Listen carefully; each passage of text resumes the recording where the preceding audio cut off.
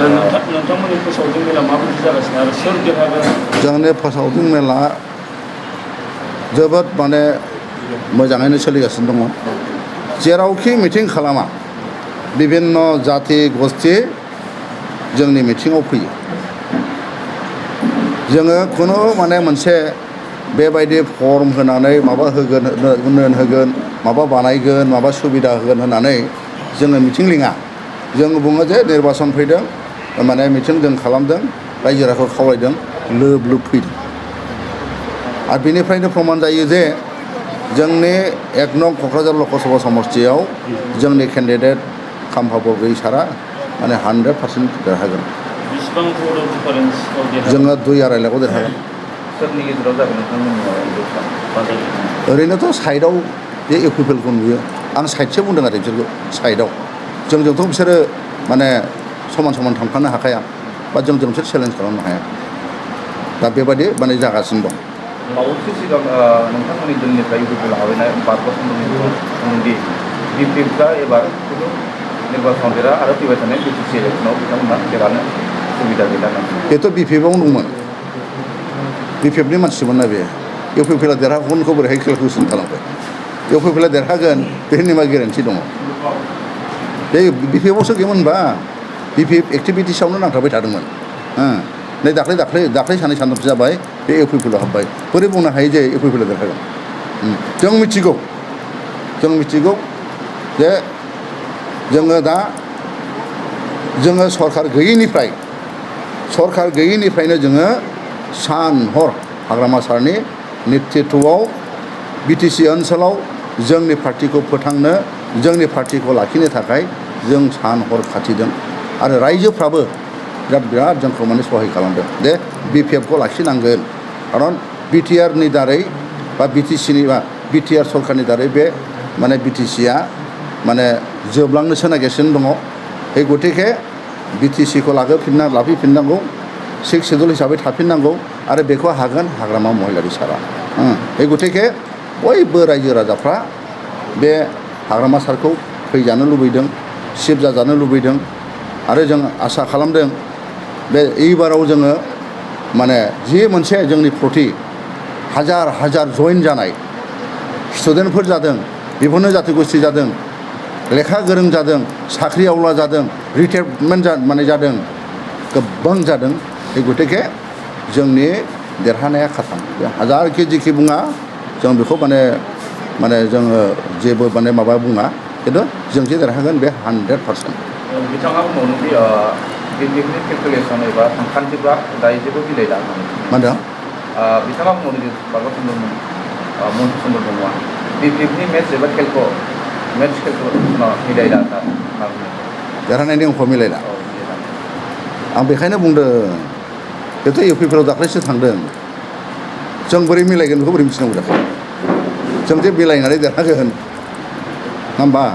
जों जे देरहागोन बेखौथ' बे बारा मिथिलाना बिपिएफआव बेसेबां स्ट्रं बेसेबां खामानि मावगासिनो दं बेसेबां हाजार मानसिया हाबदों बेहाथ' बेजोंथ' सोमोन्दो गैलाना आरो बे बोरैहाय मिथिनो बेखौलाय? दा जोङो बिपिएफआव दं बे गतिके जोङो देरहागोन देरखाथां। जोङो बे बिसायख'थि समावहाय अर्थात दा जोंनि लकसभा इलेक्सना 7 तारिखआव जानो थांगासिनो दङ। खिन्थु जोङो माखासे दा इउपिपिएल दोलोनि सोद्रोमाफोरनि लिडारफोरनि माखासे जोङो खामानिखौ जोङो नुगासिनो दङ।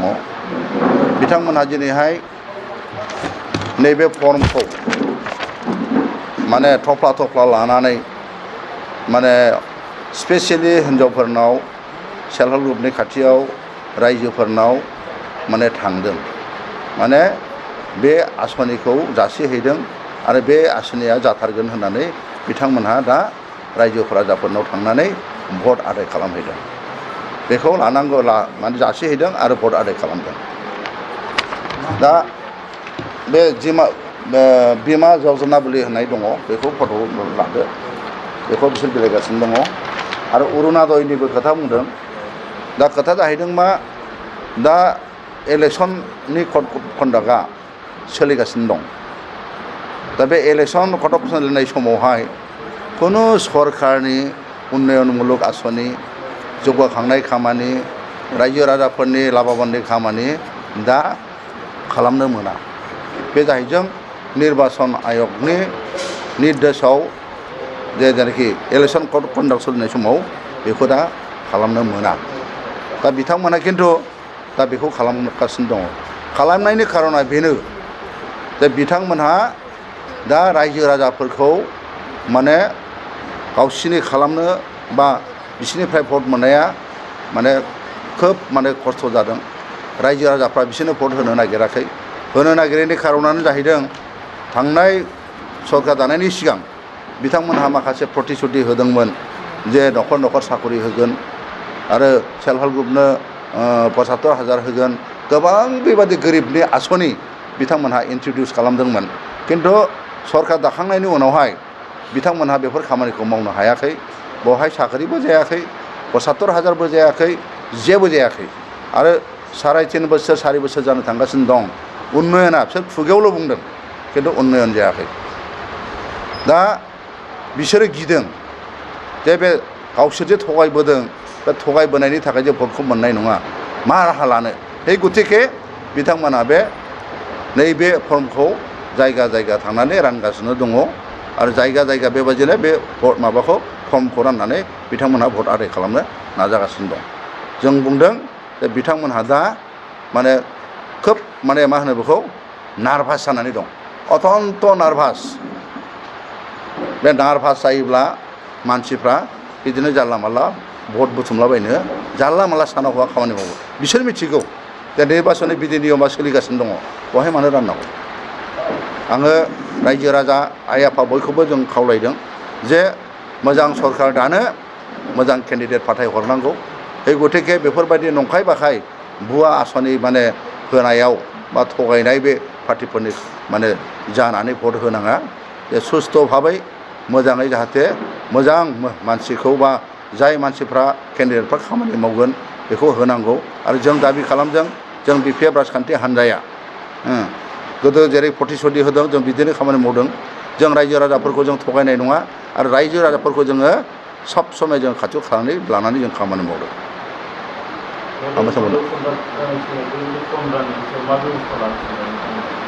जोङो दा आयेन भाबै जिहेतु एमसि मा होनदों कड अफ कन्डाक्टआ दा सोलिगासिनो दङ दा जेबो दा बेबायदि माने आसनि होनो हाया स्किमबो होनो हाया बे गतिके बे माने जोंनि बे जेनाखि इलेक्सननि मडेल कड अफ कन्डाक्टआव जि आयेन दङ बे आयेनखौनो जोङो माने हेफाजाब लानानै बेखौ जों बन्द' खालामनायनि जों बेब'स्थाखौ खालामगोन इतिमध्य बासुगाव बेबायदि जोङो हमनाय जादों बरथलायावबो मैया हमदों आरो बेबादिनो जों जायगा जायगा जोंनि मानसिफोरखौ हाथायगासिनो दङ बेबायदि माने फर्म राननायखौ जाहाथे बन्द' खालामनो हायो